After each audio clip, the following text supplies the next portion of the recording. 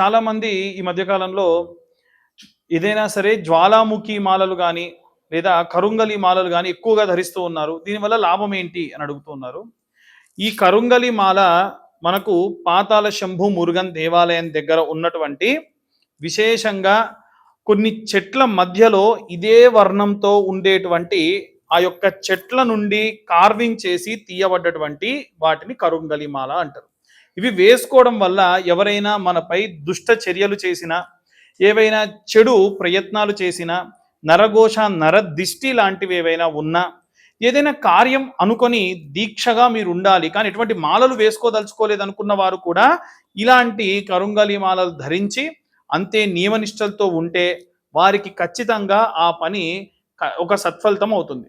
కాబట్టి ఈ యొక్క మాలలు మేము హోమంలో నిర్వహించి నేను ఇప్పుడు చెప్పేటప్పుడు కింద మీకు విజువల్స్ కూడా ఇస్తాం. ఆ హోమంలో ఆద్యం వేసేటప్పుడు సంపాదితాద్యం అంటారు. అంటే కొంచెం ఒక చుక్క నెయ్యి తీసి ఈ యొక్క మాలలన్నీ కూడా అక్కడ పెట్టి వేయడం జరుగుతుంది. అలా హోమంలో పెట్టినటువంటి ఆ యొక్క మాలలు మాత్రమే ఇవ్వడం జరుగుతుంది.